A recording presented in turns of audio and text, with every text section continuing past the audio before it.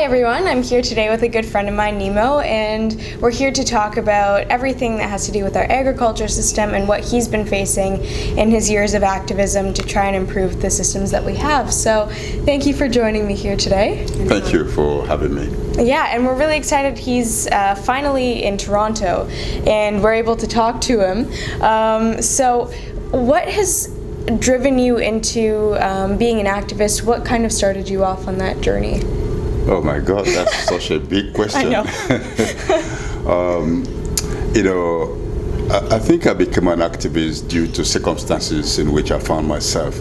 First of all, I grew up in Nigeria at a time when the country was under military rule. So we had a dictatorship, then we had a civil war. Mm-hmm. So I was witness firsthand to human rights abuses and to people not enjoying their liberties. Mm-hmm. And so I started by being an anti-military campaigner, campaigning for democracy. Then along the line, I found that a lot of the abuses that I was concerned about had their roots in the extractive sector. In the way oil is extracted in the Niger Delta of Nigeria, and how the transnational oil corporations and the governments neglect the environment and the people. Mm-hmm. So from then I began to focus on environmental justice issues, and that grew up to issues to intensify on issues of oil, on food, mm-hmm. on climate change, and the like. That's amazing. And our world is continuously becoming more complicated. We were just talking about this a couple of minutes ago with technology, but especially within our food sector. And so what do you see as solutions for moving forward in our food sector and moving against the issues that we're facing? Well, the major problem we have the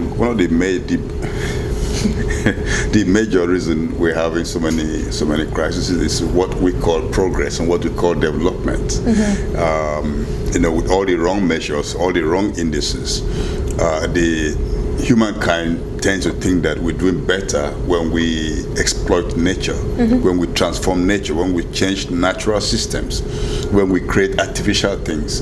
And these are exactly the kind of reasoning that brings about the crisis that we're confronting. Mm-hmm. So this goes right to the heart of the food system, where rather than working with nature, rather than producing organic products or using agroecological means of food production, we've been going the industrial route, and this has created more problems for the environment and for people, and for environmental health and human health on the whole.